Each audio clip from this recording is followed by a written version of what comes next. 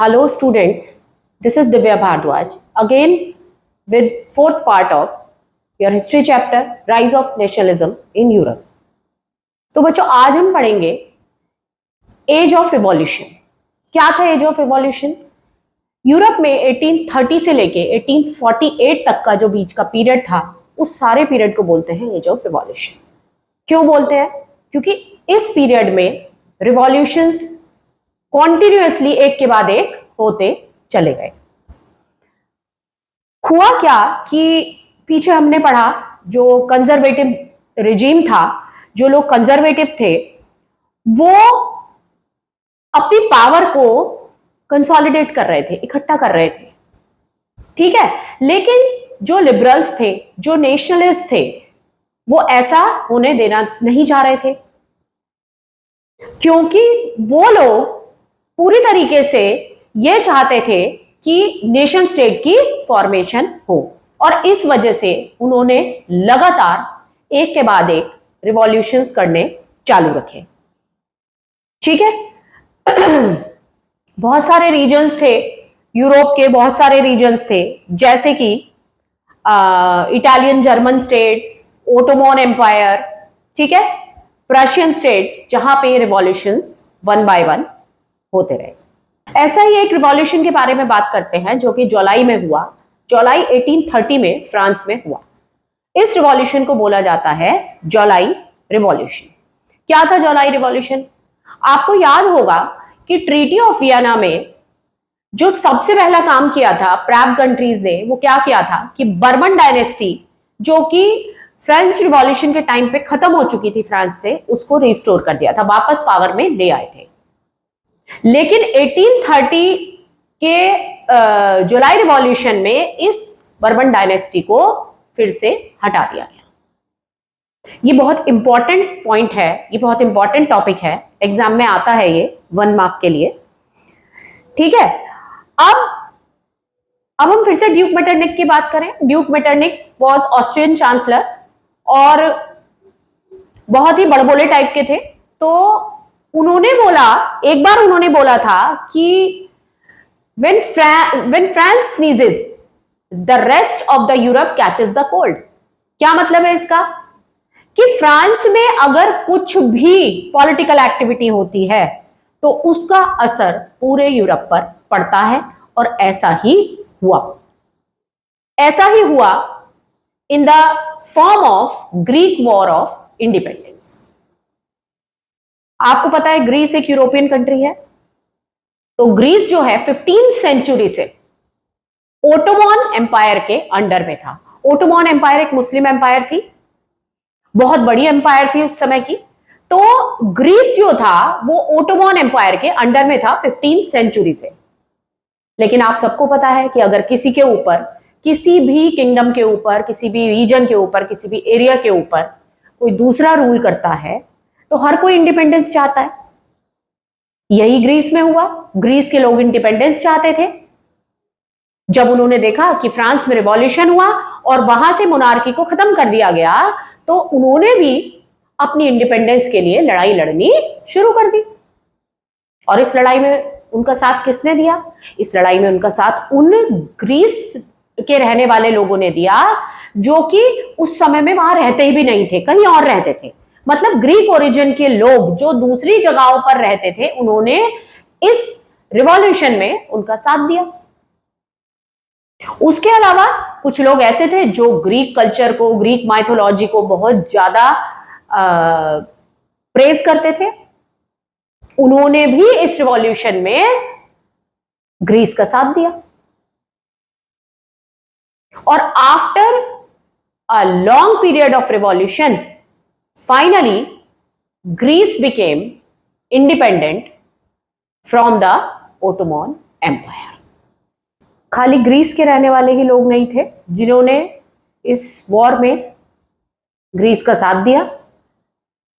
यहां पे एक एग्जांपल दिया गया है हमारी एनसीईआरटी की बुक में, Lord Byron. He was an English poet और उन्होंने बहुत कुछ लिखा अपनी पोएट्री के थ्रू ग्रीस को इंडिपेंडेंट कराने में, और उन्होंने वॉर में भी पार्टिसिपेट किया, फंड्स भी कलेक्ट किए, लेकिन वेरी सैड टू से कि वॉर के ड्यूरेशन में ही वो लड़ते लड़ते एक बुखार की चपेट में आ गए and he died of that. Finally 1832 में ट्रीटी ऑफ कॉन्स्टेंटिनोपल में ग्रीस को इंडिपेंडेंट नेशन डिक्लेयर कर दिया गया। बच्चों नेक्स्ट हम पढ़ेंगे रोमांटिसिज्म। ये romanticism is not connected to the romantic feelings which we think of them, but actually romanticism is a term that is related to a nation. देखो बेटा, केवल नेशनल सेंटिमेंट से, केवल कॉमन लैंग्वेज शेयर करने से या common history share करने से लोगों के मन में एक नेशनल सेंटिमेंट नहीं जागता। This was a cultural movement. Cultural movement बोले तो आप किसी भी जगह की folklores, folk tales, folk music, ये सब कलेक्ट करो, लोगों को सुनाओ, तो लोगों के मन में एक कॉमन आइडेंटिटी की फीलिंग आती है, और यही करा गया। Romanticism is a cultural movement that sought to develop a particular form of nationalist sentiment. ये होता है नेशनलिस्ट रोमांटिसिज्म। तो रोमांटिसिज्म क्या है? एक कल्चरल मूवमेंट होता है जिससे लोगों के मन में राष्ट्रवाद की भावना पनपती है। ठीक है, लोगों में नेशनलिज्म की फीलिंग लाने के लिए एक जो कल्चरल पास्ट था, कल्चरल हिस्ट्री थी, उसको लोगों को दिखाना बहुत ज्यादा जरूरी था। तो एक जर्मन फिलोसोफर थे जोहान गॉटफ्राइड हर्टर। उन्होंने कहा कि अगर आपको असली जर्मन कल्चर देखना है तो आप जर्मन लोगों के पास जाइए। He termed it as dash walk. तो बच्चों अब हम पोलैंड का केस पढ़ेंगे। पोलैंड जो है वो 18th सेंचुरी के एंड से जो यूरोपियन पावर्स थी, जो मैंने आपको बताया प्रैब countries, PRA, 3 Russian powers, Russia, Austria ने इसको डिवाइड कर दिया था पोलैंड को। पोलैंड का जो कल्चर था वो खत्म हो जाता, लेकिन जो पोलैंड के लोग थे उन्होंने ऐसा नहीं होने दिया। उन्होंने क्या किया कि उन्होंने पोलैंड का म्यूजिक, उन्होंने पोलैंड का फोक, वो चाहे फोक म्यूजिक था, फोक कल्चर था, वो सब कुछ उन्होंने जिंदा रखा। अब मैं आपको बताती हूं कि कैसे। आप देखो कि पोलैंड पे रशिया का कंट्रोल हो गया था। पोलैंड पे रशिया का कंट्रोल हो गया था। मैंने आपको बताया कि जो ग्रेट पावर्स थी यूरोप की, उन्होंने पोलैंड को डिवाइड कर दिया था and it was under the control of Russia. अब रशिया ने क्या किया कि पोलैंड में पोलिश लैंग्वेज बोलने पे बैन लगा दिया, मना कर दी गई कि पोलिश लैंग्वेज कोई भी यूज नहीं करेगा। Instead of that they had to use Russian language. जितनी भी पढ़ाई थी, बच्चे जो पढ़ते थे, उस पर बैन लगा दिया कि वो सारी पढ़ाई रशियन लैंग्वेज में कराई जाएगी, वो पढ़ाई पोलिश में नहीं होगी। अब 1831 में पोलैंड के लोगों ने इसके अगेंस्ट एक रिवॉल्यूशन किया, लेकिन उस रिवॉल्यूशन को सप्रेस कर दिया गया। लेकिन पोलैंड के लोगों ने हार नहीं मानी। पोलैंड के लोगों ने क्या किया? जो वहां के प्रीस्ट थे, जो वहां के बिशप्स थे, वो चर्च की गैदरिंग्स में जब भी अपनी प्रीचिंग्स देते थे, जब भी उपदेश देते थे, जब भी लोगों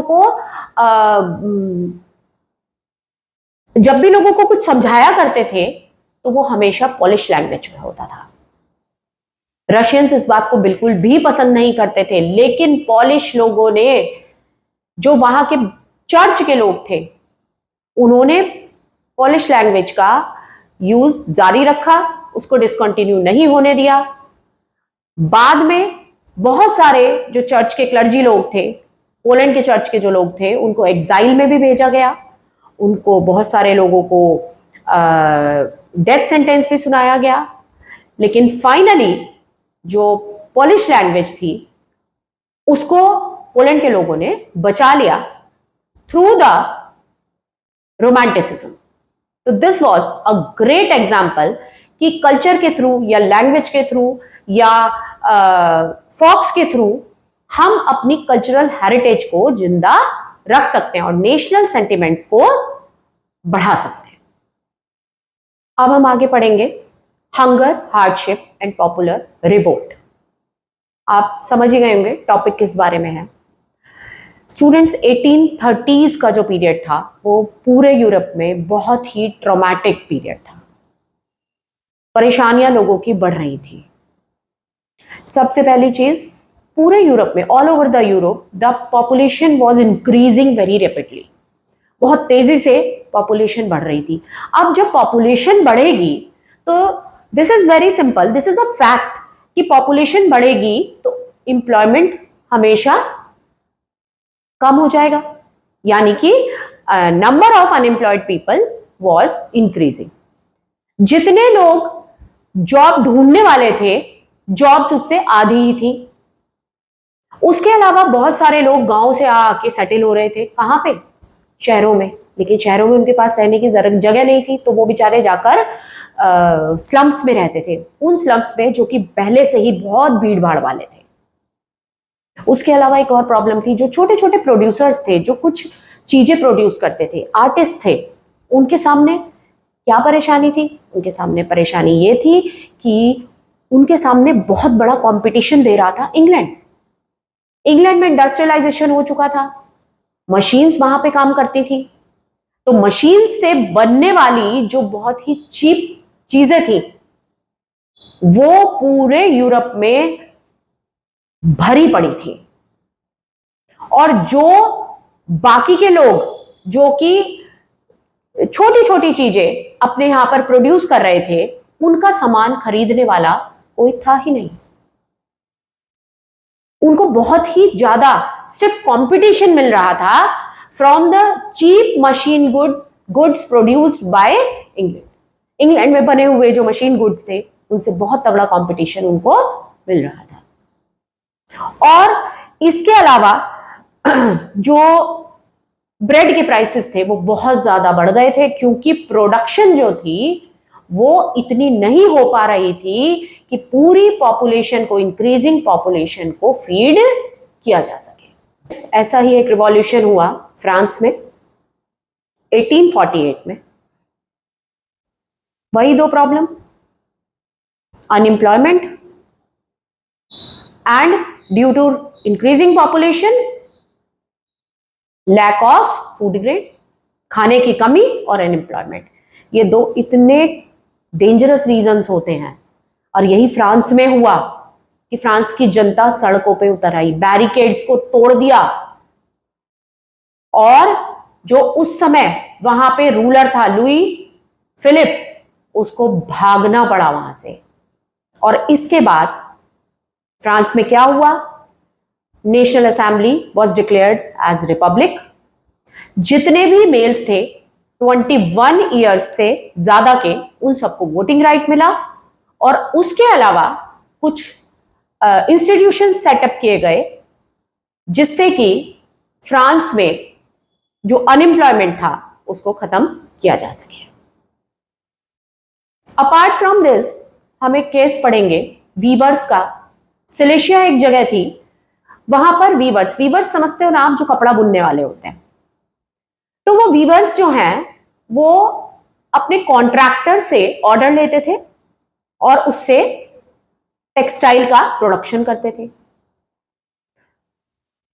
इसी समय में, क्योंकि पूरे यूरोप में बहुत ही हार्डशिप चल रही थी, तो जो कॉन्ट्रैक्टर्स थे उन्होंने वीवर्स को जो वेजेस थे वो उनके घटा दिए, आधे कर दिए उनके वेजेस। इससे वीवर्स में बहुत ज्यादा गुस्सा पनप गया और सारे के सारे वीवर्स 4 जून को 1848 4 जून को ग्रुप बना के कहां गए? वीवर्स के घर पर। वहां अटैक कर दिया। वहां पे जितना भी कपड़ा रखा हुआ था उस सारे कपड़े को डिस्ट्रॉय कर दिया।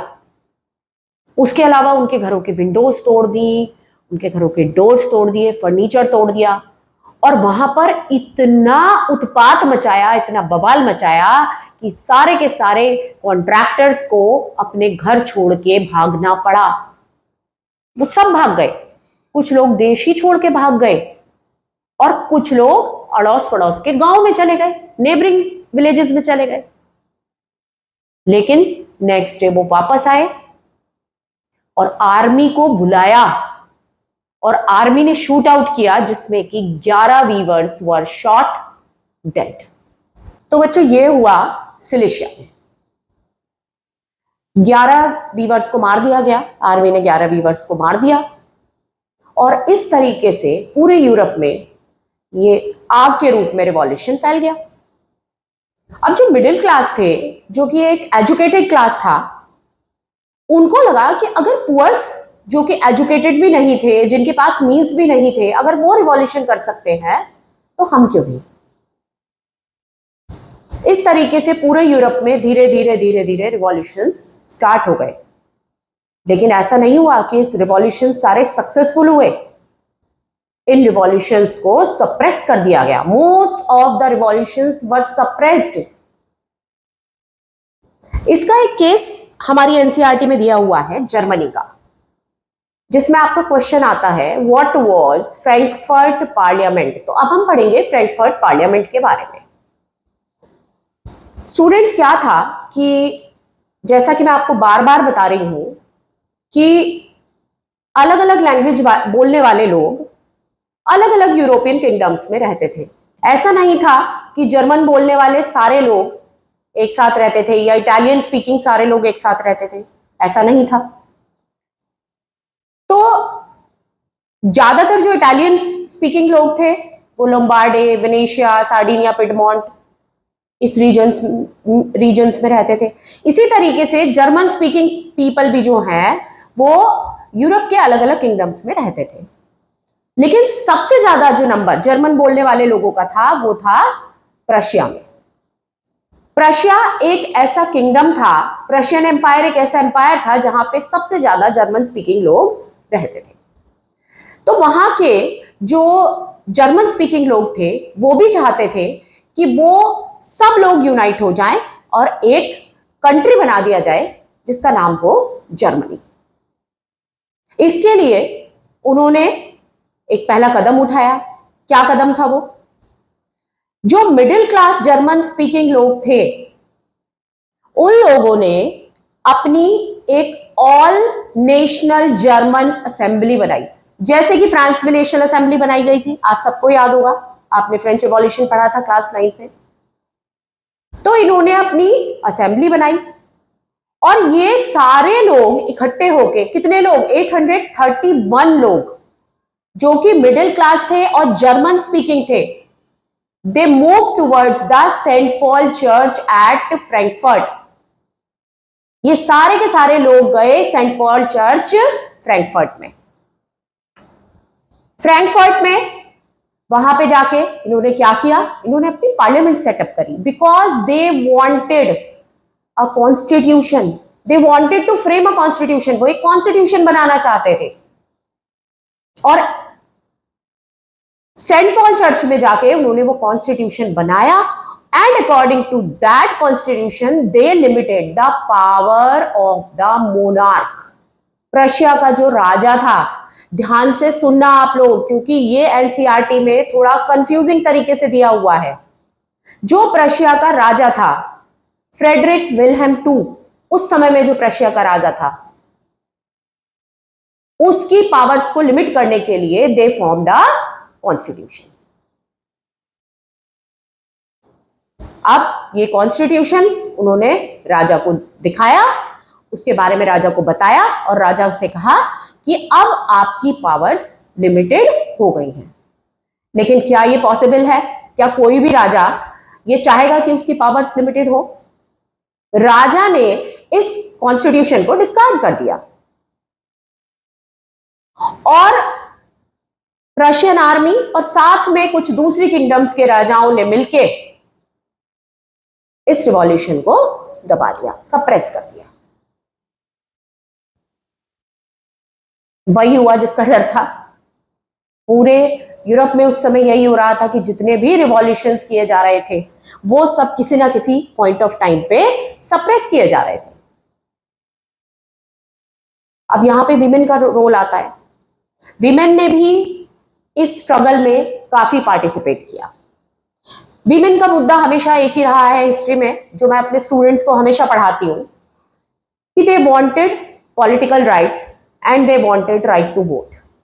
विमेन हमेशा मेल्स के साथ कंधे से कंधा मिला के चली, उनको सपोर्ट किया, क्योंकि वो चाहती थी कि उन्हें भी पॉलिटिकल राइट्स मिले, उन्हें भी वोट करने का राइट मिले। यहां भी ऐसा ही हुआ। जब फ्रैंकफर्ट पार्लियामेंट सेटअप हुई तो फीमेल्स ने मेल्स का पूरा साथ दिया, जो middle class German speaking people थे उनका पूरा साथ दिया। लेकिन बाद में जब पार्टिसिपेशन की बात आई तो देवर कंसीडर्ड एज विजिटर्स। उनको विजिटर गैलरी में बिठा दिया गया और उनसे कहा गया कि बस आप यहां से देखो। तो in this way they got no voting right and no political rights. तो आज हमने बच्चों जो भी पढ़ा, I think you would have understood that part. Thank you so much. Keep rocking. And please like, share and subscribe if you like this video. Thank you so much.